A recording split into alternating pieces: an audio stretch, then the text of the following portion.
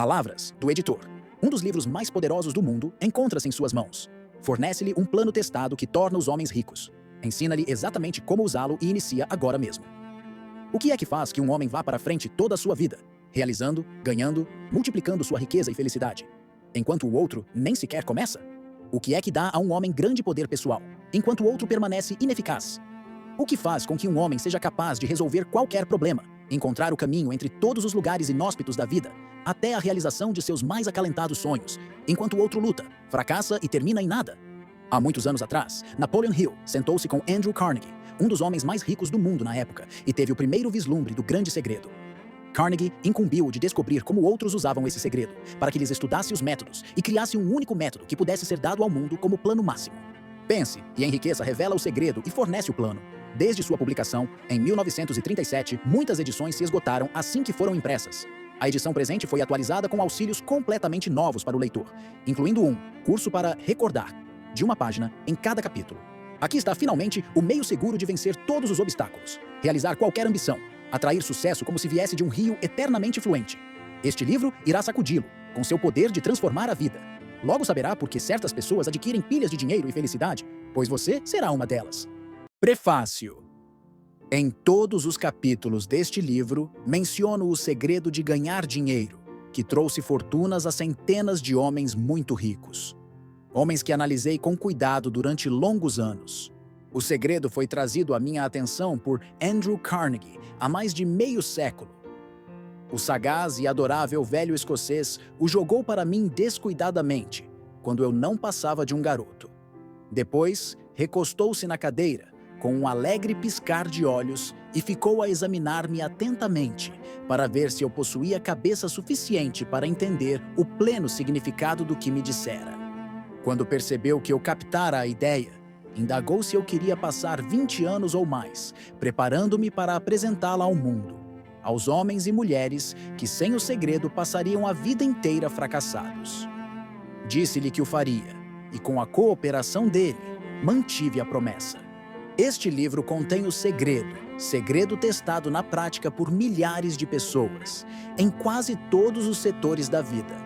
A ideia de Mr. Carnegie era de que a fórmula mágica, que lhe dera estupenda fortuna, deveria ser colocada ao alcance das pessoas que não dispõem de tempo necessário para averiguar como se ganha dinheiro.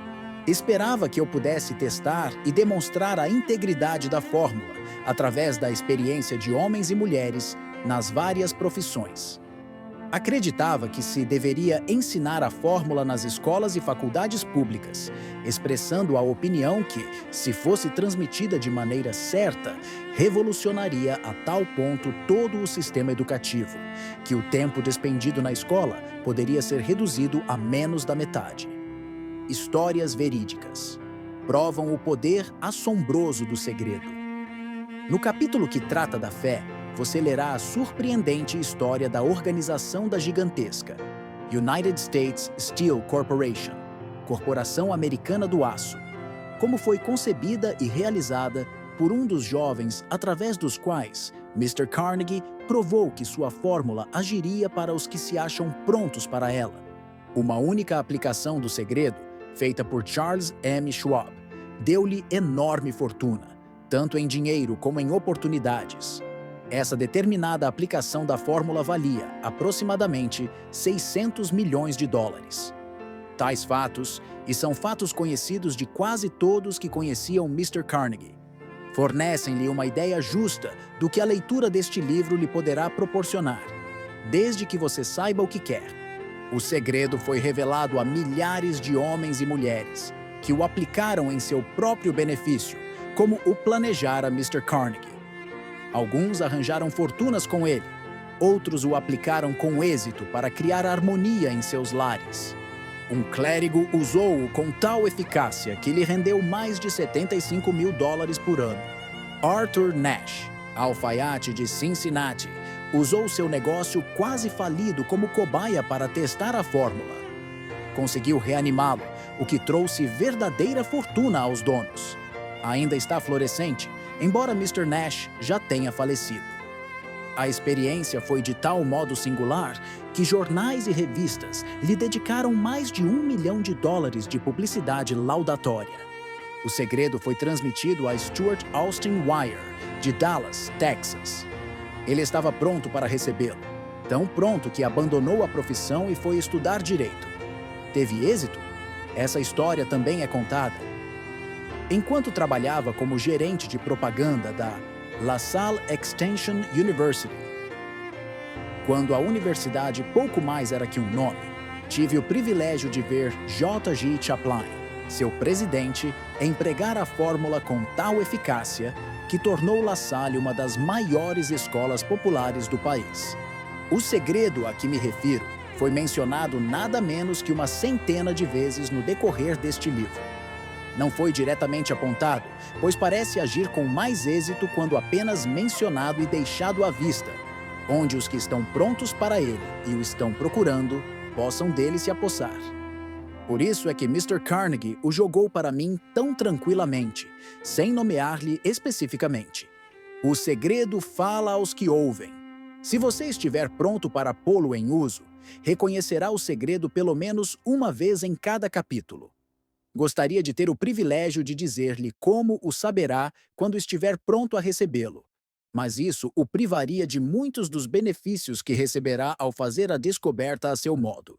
Enquanto esse livro estava sendo escrito, meu próprio filho, que então estava concluindo seu último ano da faculdade, pegou o manuscrito do segundo capítulo da obra, o leu e descobriu o segredo por si mesmo. Ele usou a informação tão efetivamente que galgou diretamente um posto de alta responsabilidade com um salário inicial maior do que aquele que um homem mediano jamais alcançará. Sua história foi brevemente contada no capítulo 2. Quando você ler o livro, talvez desfaça a impressão que possa ter tido no início da leitura de que a obra prometia demais. E também, se alguma vez já se sentiu deprimido, se já teve dificuldades a vencer que pareciam lhe arrancar a própria alma, se já tentou e fracassou, se alguma vez já esteve incapacitado por causa de doenças ou aflições físicas.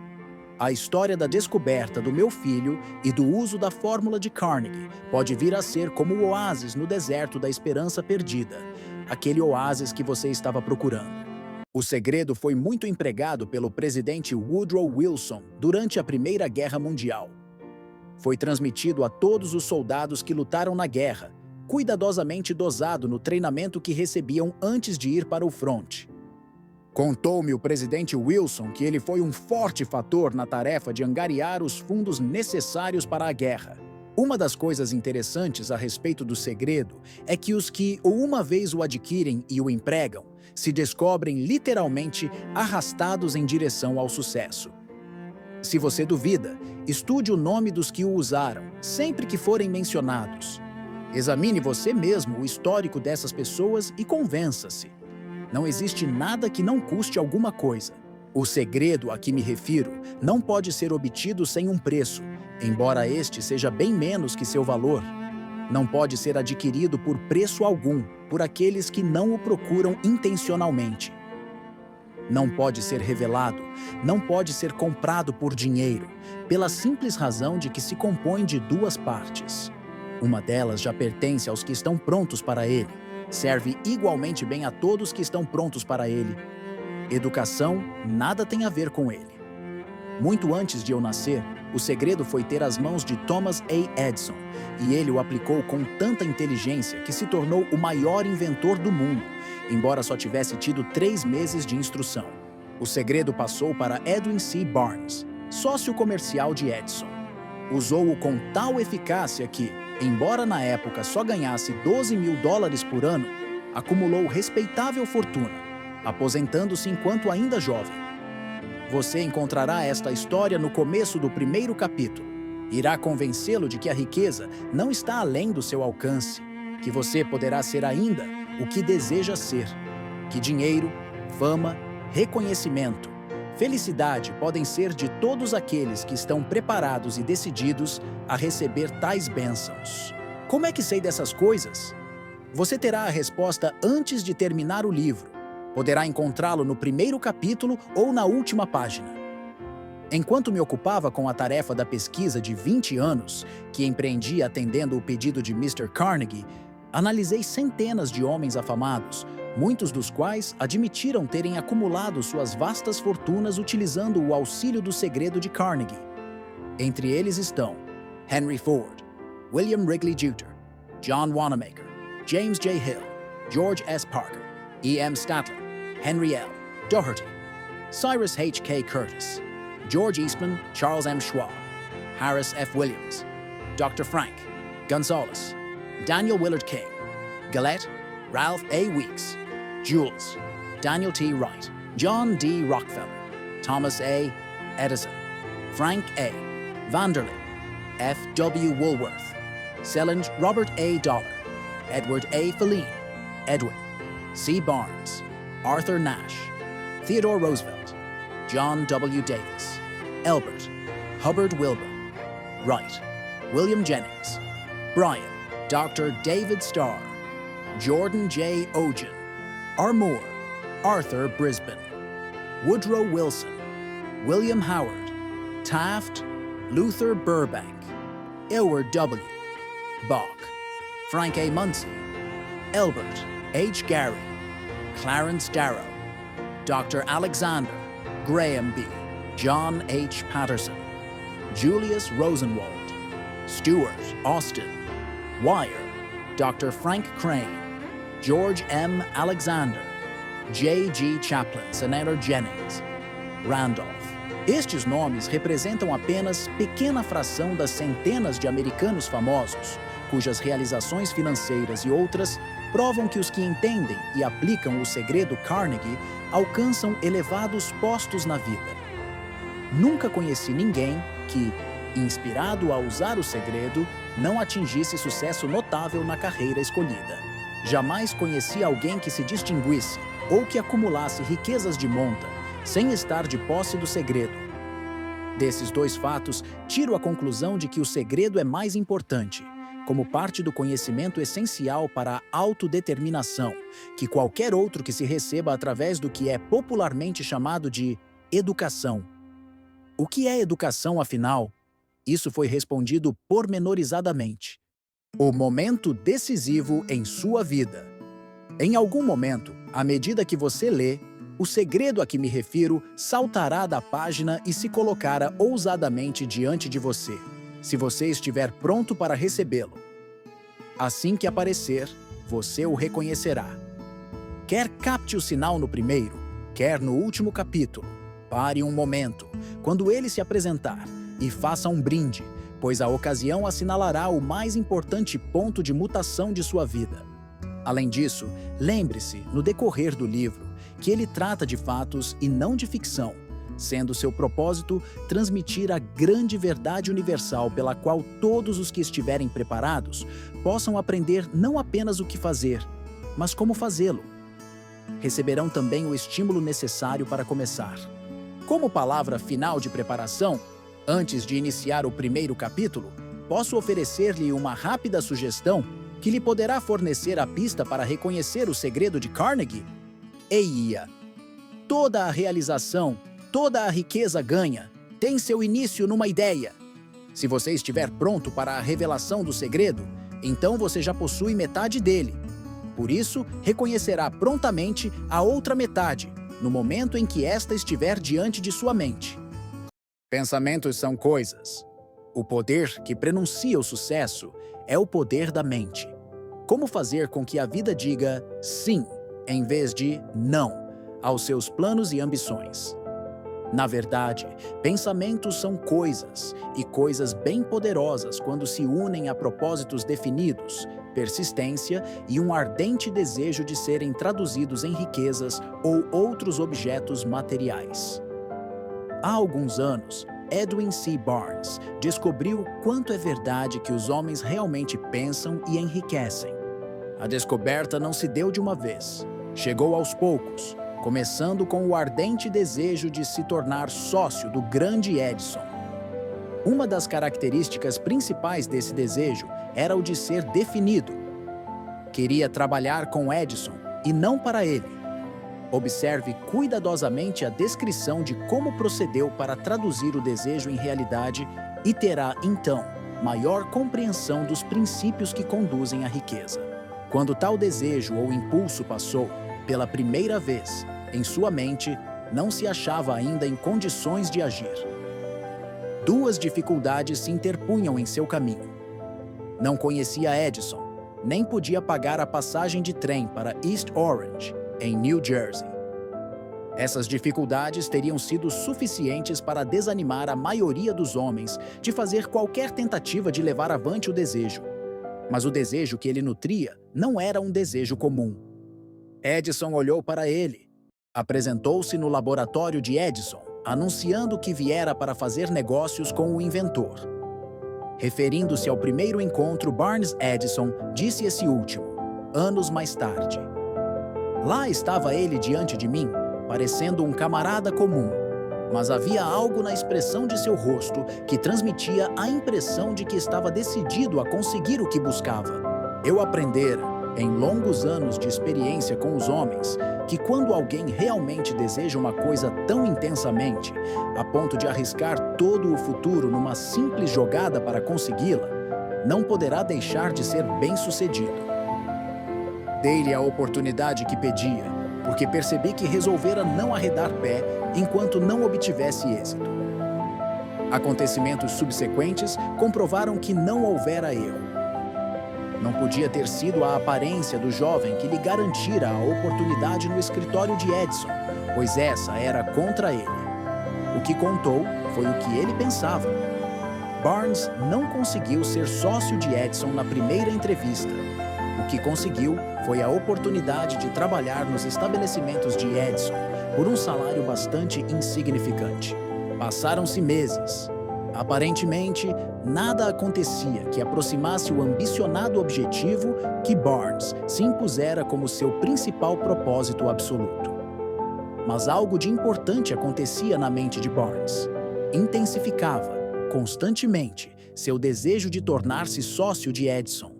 Psicólogos acertaram ao dizer que, quando alguém está realmente pronto para alguma coisa, essa coisa não deixa de aparecer. Barnes estava pronto para uma sociedade comercial com Edison. Além disso, estava decidido a perseverar nisso até obter o que procurava. Não dizia a si mesmo, bem, o que adianta? Acho que vou mudar de ideia e tentar um emprego de vendedor. O que dizia era, vim aqui para fazer negócios com Edison e atingirei a meta, mesmo que leve o resto de minha vida. E estava mesmo decidido. Que história diferente teriam os homens para contar se adotassem um propósito definido e permanecessem firmes nele até vê-lo transformado em ardente obsessão. Talvez o jovem Barnes não o soubesse na época, mas sua determinação férrea, a persistência em apoiar-se num simples desejo, estavam destinados a vencer qualquer oposição e trazer-lhe a oportunidade que procurava. A oportunidade veio pela porta dos fundos. Quando chegou a oportunidade, apareceu de forma diferente e de uma direção diferente da que Barnes esperava. Este é um dos truques da oportunidade. Tem o hábito astuto de penetrar pela porta dos fundos, disfarçada por vezes de desgraça ou de derrota temporária. Por isso, talvez, é que tantos deixam de reconhecê-la. Edison acabara de aperfeiçoar um novo invento para escritório, chamado na época de máquina de ditar Edison. Os vendedores não estavam entusiasmados com a máquina. Não acreditavam poder vendê-la sem grande esforço. Barnes sabia que poderia vender a máquina, sugerindo a ele, que imediatamente lhe deu a chance. Conseguiu vendê-la, e tão satisfatoriamente que Edison lhe deu um contrato de distribuição e vendas de âmbito nacional. Dessa sociedade comercial nasceu a riqueza, em dinheiro, de Barnes. Mas ele fez algo infinitamente maior. Provou que se pode realmente pensar e enriquecer. Quanto de dinheiro lhe valeu seu desejo original? Não posso saber. Talvez lhe trouxesse 2 ou 3 milhões de dólares, mas a quantia, seja qual for, torna-se insignificante comparada à qualidade maior que adquiriu.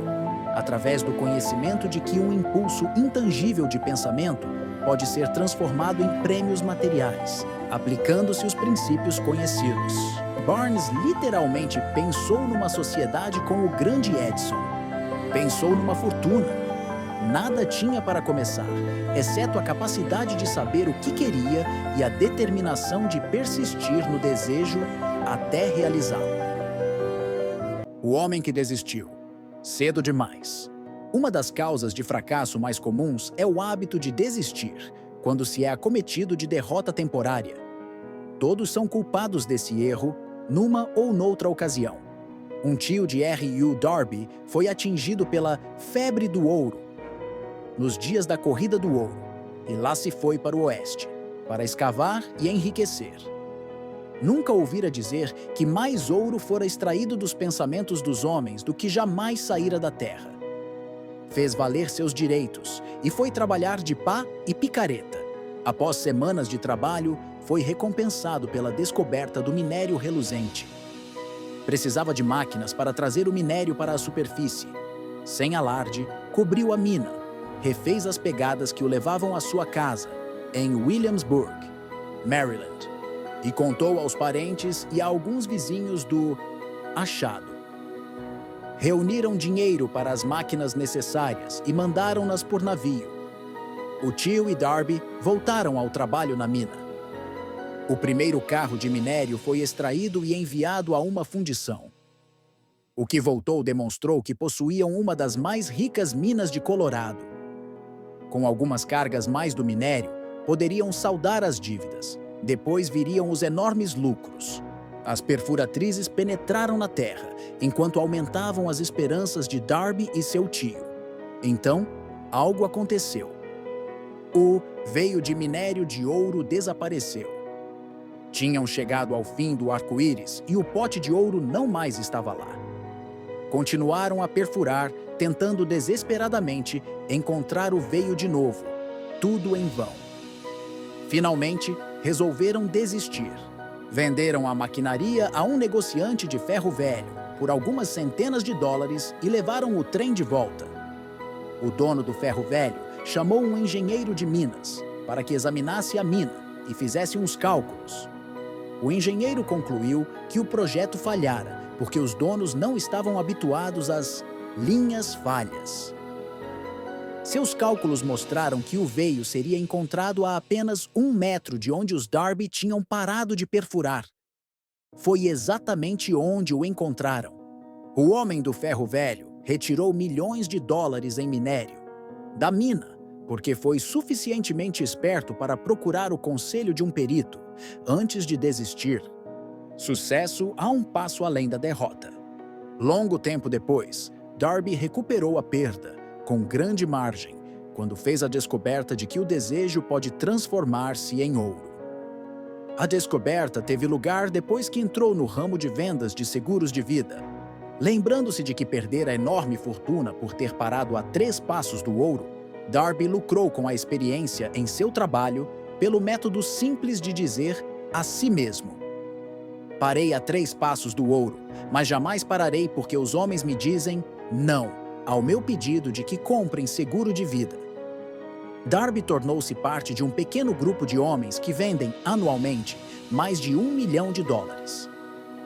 Deve sua persistência à ação que aprendeu com sua desistência no ramo da mineração do ouro. Antes que o sucesso chegue na vida de qualquer homem, ele encontrará, com certeza, muitas derrotas temporárias e, talvez, algum fracasso. Quando a derrota alcança o homem, a coisa mais fácil e lógica a fazer é desistir. É o que faz exatamente a maioria das pessoas. Mais de 5.000 dos homens de maior sucesso que este país jamais teve contaram ao autor que seu maior êxito chegou justamente a um passo além do ponto em que a derrota os alcançara. O fracasso é um malandro com aguçado senso de ironia e astúcia. Sente grande prazer em derrotar a pessoa quando o êxito está quase ao seu alcance. A criança que dominou o homem. Pouco depois que Darby se formou na escola dos golpes duros, decidindo aproveitar a experiência que tivera no ramo da mineração do ouro, teve a sorte de estar presente numa ocasião que lhe demonstrou que um não precisa, necessariamente, significar não. Uma tarde ajudava o tio a moer trigo num moinho antigo. O tio dirigia uma grande fazenda em que viviam alguns colonos de cor, partilhando a colheita. Silenciosamente, abriu-se a porta e uma criança de cor, pequena, filha de um dos arrendatários, entrou, parando ao lado da porta. O tio ergueu os olhos e, vendo a criança, berrou-lhe asperamente: "O que é que você quer?" Medrosa, a criança respondeu: "Mamãe dizeu para mandar 50 centavos para ela." "Não o farei", retorquiu o tio. "E agora corra para casa." "Sim, senhor", disse a menina, mas não se moveu. O velho continuou o serviço e estava tão entretido que nem percebeu que a criança não ia embora. Ao erguer os olhos, deparou com ela no mesmo lugar. Gritou-lhe: "Já lhe disse que fosse para casa. Agora vá, senão vou bater em você." "Sim, senhor", respondeu a criança, mas não se mexeu. O tio largou um saco de farinha que ia despejar no funil, apanhou um bastão do barril e se dirigiu à criança com uma expressão que indicava barulho. Darby conteve a respiração. Estava certo de que testemunharia uma violência. Sabia que o tio tinha um temperamento feroz. Quando este chegou ao lugar em que estava a menina, ela deu um passo à frente, rapidamente, olhou-o nos olhos e gritou no tom mais alto de sua voz aguda: "Minha mãe tem de ter os 50 centavos." O tio parou, olhou-a por um momento, depois colocou o pau no chão e, tirando do bolso $0,5, deu-o à criança. Esta pegou o dinheiro e se afastou, devagar, em direção à porta, sem tirar os olhos, por um minuto sequer, do homem que acabara de dominar. Depois que ela se foi, o tio se sentou numa caixa e ficou a olhar pela janela, para o espaço, por mais de 10 minutos. Refletia horrorizada sobre a surra que levara. Darby também raciocinava. Fora a primeira vez em toda a sua experiência que vira uma criança de cor dominar uma pessoa adulta branca. Como o fizera? O que sucedera ao tio que o fizera perder a ferocidade e se tornar dócil como um cordeiro? Que estranho poder usar a criança, que a tornara dona da situação. Estas e outras perguntas semelhantes passavam pela mente de Darby, mas ele só encontraria a resposta anos mais tarde quando me contou a história. E coisa estranha, esta experiência em comum foi contada ao autor no velho moinho, no próprio local em que o tio sofrera a derrota. O sim por trás do não.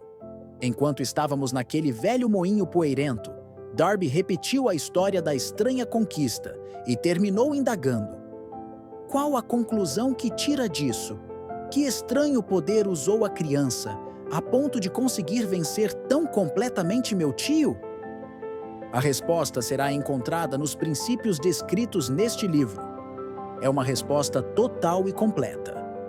Contém pormenores e instruções suficientes para permitir a qualquer um entender e aplicar a mesma força na qual a criança tropeçou acidentalmente. Conserve a mente alerta e observar exatamente o estranho poder que veio salvar a menina. Terá um vislumbre desse poder no capítulo seguinte. Algures, neste livro, encontrara a ideia que aguçara seus poderes receptivos, colocando, sob suas ordens, em seu próprio benefício, o mesmo poder irresistível. A percepção de tal poder pode chegar-lhe no primeiro capítulo, ou perpassar-lhe a mente em algum dos subsequentes. Pode chegar na forma de uma única ideia, ou como um plano ou propósitos, ou, ainda, pode fazer com que volte às experiências anteriores de derrota, trazendo à superfície alguma lição pela qual poderá recuperar tudo o que perdeu através da derrota.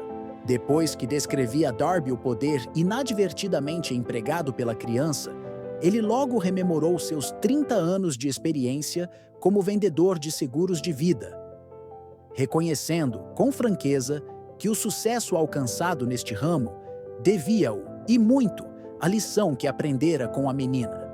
Darby salientou: "Todas as vezes que um cliente em potencial tentava levar-me na conversa, sem comprar, eu via aquela criança, parada no velho moinho, os grandes olhos fulgurantes de desafio e dizia a mim mesmo: tenho de conseguir esta venda. A melhor parte das vendas se processou depois que as pessoas diziam não. Recordou também o erro que cometera ao recuar a apenas 3 passos do ouro. Mas, afirmou, aquela experiência não passou de uma bênção disfarçada. Ensinou-me a continuar continuando, por mais duro que fosse, lição essa que eu tinha de aprender, antes de poder ter êxito no que quer que fosse. As experiências de Darby eram bastante comuns e simples, mas continham a resposta aos desígnios da vida. Portanto, eram-lhe tão importantes quanto a própria vida. Aproveitou as 2 experiências dramáticas porque as analisou, encontrando a lição que ensinavam. Mas o que acontece ao homem que não possui nem tempo, nem vontade de estudar o fracasso, em busca do conhecimento que pode conduzir ao sucesso? Onde e como aprenderá ele a arte de converter a derrota em trampolins para a oportunidade? Em resposta a essas perguntas, e que este livro foi escrito. Com uma ideia sensata, você alcançará sucesso. A resposta exigiu a descrição de 13 princípios, mas lembre-se, ao ler, que a resposta que você procura, as perguntas que o fizeram refletir sobre a singularidade da vida, pode ser encontrada em sua própria mente, por meio de alguma ideia, plano ou propósito, aptos a surgir na mente durante a leitura. Uma ideia sensata é tudo o que necessitamos para alcançar sucesso. Os princípios descritos neste livro contêm os meios e modos de criar ideias úteis. Antes de prosseguirmos abordando a descrição de tais princípios, acreditamos que você merece receber essa importante sugestão. Quando as riquezas começam a vir, vêm com tal rapidez, em tal abundância, que a gente se pergunta onde se escondiam durante todos aqueles anos estéreis. Esta é uma declaração surpreendente, ainda mais se tomarmos em consideração a crença popular de que a riqueza só vem aos que trabalham duramente e por longo tempo. Quando você começar a pensar e a enriquecer, observará que a riqueza começa com um estado de espírito, com decisão e propósito, com trabalho pequeno ou árduo. Você e todos os outros devem estar interessados em saber como se adquire o estado de espírito que atrai riquezas. Eu passei 25 anos pesquisando, porque também quis saber quão ricos os homens se tornam desse modo. Observe atentamente. Assim que você dominar os princípios desta filosofia e começar a seguir as instruções para a aplicação daqueles princípios, seu estado financeiro começará a melhorar e tudo o que você tocar começará a transformar-se numa vantagem em seu próprio benefício. Impossível? Absolutamente. Uma das principais fraquezas humanas é a familiaridade do homem comum com a palavra impossível. Sabe todas as regras que não dão certo. Sabe todas as coisas que não podem ser feitas. Este livro foi escrito para os que procuram as regras que tornam os outros bem-sucedidos e estão dispostos a arriscar tudo nessas regras. O sucesso chega àqueles que têm a consciência do sucesso. O fracasso vem aos que, com indiferença, se tornam cônscios do fracasso. O objetivo deste livro é ajudar aos que procuram aprender a arte de mudar suas atitudes, de fracasso consciente a sucesso consciente. Outra fraqueza, encontrada em gente demais, é o hábito de medir tudo e a todos por suas próprias impressões e crenças. Algumas pessoas que lerem isto acreditam que não poderão pensar e enriquecer, porque seus hábitos de raciocínio foram calcados na pobreza, necessidade, miséria, fracasso e derrota. Essa gente infeliz lembra-me um chinês proeminente que foi à América para ser educado no sistema americano. Frequentou a Universidade de Chicago. Um dia, o presidente Harper encontrou o jovem oriental no pátio. Parou para bater um papo com ele durante alguns minutos, terminando por indagar o que é que mais o impressionara como sendo a característica principal do povo americano. "Ora!", exclamou o estudante, "a estranha forma dos olhos. Vocês têm os olhos puxados." O que dizemos nós dos chineses? Recusamos acreditar naquilo que não compreendemos. Cremos tolamente que nossas próprias limitações são a medida certa das limitações. Certamente os olhos dos outros estão puxados porque não são iguais aos nossos. O quero e o obterei.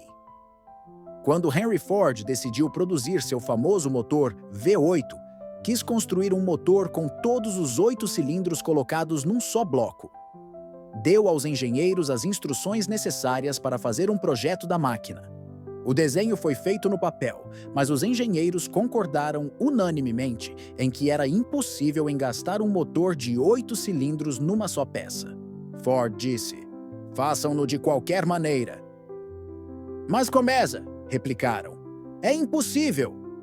"Continuem", ordenou Ford, "e permaneçam no serviço até conseguirem, não importa quanto tempo leve." Os engenheiros continuaram. Nada mais lhes restava fazer senão permanecer no quadro da Ford. Passaram-se 6 meses e nada aconteceu. Outros 6 meses se passaram e ainda. Os engenheiros tentavam todos os planos concebíveis para executar as ordens, mas a coisa parecia fora de dúvida. Impossível.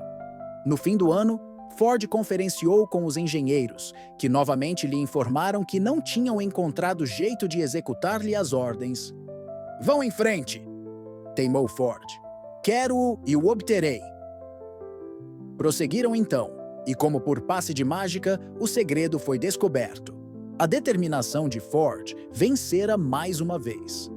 Talvez esta história não tenha sido descrita com absoluta precisão, mas em resumo e no conteúdo está correta. Tire suas deduções, você que quer pensar e enriquecer, do segredo dos milhões Ford. Se puder, não será preciso procurar muito. Henry Ford foi um sucesso, porque entendeu e aplicou os princípios do sucesso. Um deles é o desejo, o conhecimento do que se quer. Lembre-se da história de Ford enquanto lê e assinale as linhas nas quais o segredo de sua estupenda realização foi descrita. Se puder fazê-lo, se puder apontar o determinado grupo de princípios que tornaram Henry Ford rico, você poderá igualar-lhe os feitos em quase qualquer dos ramos para os quais tem vocação. Um poeta percebeu a verdade quando Henley escreveu estas linhas proféticas: "Sou o dono do meu destino, capitão da minha alma." Deveria ter nos informado que se somos donos do nosso destino e capitães da nossa alma, é porque temos o poder de controlar nossos pensamentos. Deveria ter nos contado que nosso cérebro fica magnetizado pelos pensamentos dominantes que abrigamos na mente e que, por meios que não são familiares a nenhum homem, esses ímãs atraem para nós as forças, pessoas, circunstâncias da vida que se harmonizam com a natureza dos nossos pensamentos dominantes. Deveria ter nos contado que, antes de podermos acumular riquezas em abundância, devemos imantar nossas mentes com um desejo intenso de riquezas. Devemos tornar-nos desejosos de dinheiro, até que esse desejo nos leve a criar planos definidos para adquiri-lo. Mas, sendo poeta e não filósofo, Henley contentou-se em declarar a grande verdade em forma poética, deixando aos que o seguiram a interpretação filosófica de suas linhas. Pouco a pouco a verdade se revelou, até que agora parece certo que os princípios descritos neste livro contêm o segredo do domínio de nosso destino econômico. Um jovem compreende seu destino. Estamos prontos agora a examinar o primeiro destes princípios. Mantenha o espírito aberto e lembre-se, ao ler, de que não são invenção de ninguém em particular. Os princípios funcionaram para muitos. Você poderá empregá-los em seu próprio e duradouro benefício. Achará fácil e não difícil fazê-lo. Há alguns anos, fiz o discurso de formatura no Salem College, em Salem, na Virgínia Ocidental. Salientei o princípio descrito no capítulo seguinte, com tal intensidade que um dos membros da classe de bacharelandos apropriou-se dele completamente, tornando-o parte de sua própria filosofia. O jovem se tornou deputado e fator importante na administração Franklin D. Roosevelt. Escreveu-me uma carta, que tão claramente refletia sua opinião sobre o princípio esboçado no capítulo seguinte, que resolvi publicá-la como introdução ao referido capítulo. Fornece uma ideia das compensações futuras. Meu caro Napoleon, minha tarefa, como membro do Congresso, tendo-me dado compreensão dos problemas de homens e mulheres, faz com que lhe escreva, para oferecer-lhe uma sugestão que poderá ser útil a milhares de pessoas dignas. Em 1922, quando fez o discurso de formatura no Salem College, era eu um dos bacharelandos. Naquele discurso, o senhor implantou-me no mente a ideia que foi responsável pela oportunidade que tenho agora de servir ao povo de meu estado e será responsável, em grande escala, por qualquer futuro sucesso que possa ter. Lembro-me, como se fosse ontem, da maravilhosa descrição do método pelo qual Henry Ford, com muito pouca instrução, sem um centavo, sem amigos influentes, se elevou a grandes alturas. Resolvi então, antes mesmo de terminado o seu discurso, que lutaria por um lugar para mim, não importando as dificuldades que tivesse de vencer. Milhares de jovens terminarão os estudos este ano e dentro dos próximos anos. Cada um deles procurará exatamente tal mensagem de estímulo prático, como a que recebi do Senhor. Quererão saber para onde se dirigir, o que fazer para começar a vida. O Senhor poderá contar-lhes, porque já ajudou a resolver os problemas de tanta gente. Há milhares de pessoas na América, hoje em dia, que gostariam de saber como converter ideias em dinheiro, pessoas que têm de começar do nada, sem dinheiro e indenizar-se das perdas. Se alguém pode ajudá-los, esse alguém é o Senhor. Se publicar o livro, gostaria de possuir o primeiro exemplar que sair da máquina, pessoalmente autografado pelo Senhor. Com os melhores votos, creia-me, cordialmente seu. Jennings Randolph. 35 anos depois de ter feito o discurso, tive o prazer de voltar ao Salem College em 1957 e fazer o discurso especial de despedida por ocasião da formatura da turma. Foi-me então concedido o título de Doutor Honoris Causa de Literatura. Desde 1922, venho observando Jennings Randolph, que se elevou a diretor de uma das linhas aéreas mais importantes da nação, grande e inspirado orador e senador dos Estados Unidos, pela Virgínia Ocidental. Pontos a fixar. Tal qual Edwin Barnes, um homem pode estar mal vestido e sem dinheiro, mas seu desejo ardente poderá trazer-lhe a oportunidade de sua vida. Quanto mais você trabalhar na direção certa, mais próximo estará do sucesso. Muita gente desiste quando o sucesso está a seu alcance. Deixam-no para que outros o arrebatem. Propósito é a pedra angular de qualquer realização, grande ou pequena. Um homem forte poderá ser derrotado por uma criança que tenha o propósito. Mude seus hábitos de pensar sobre o significado de sua tarefa e conseguirá, muitas vezes, alcançar o aparentemente impossível. Como Henry Ford, você poderá transmitir aos outros sua fé e persistência e conseguir fazer bem o impossível. Tudo o que a mente humana pode conceber e acreditar, poderá alcançar.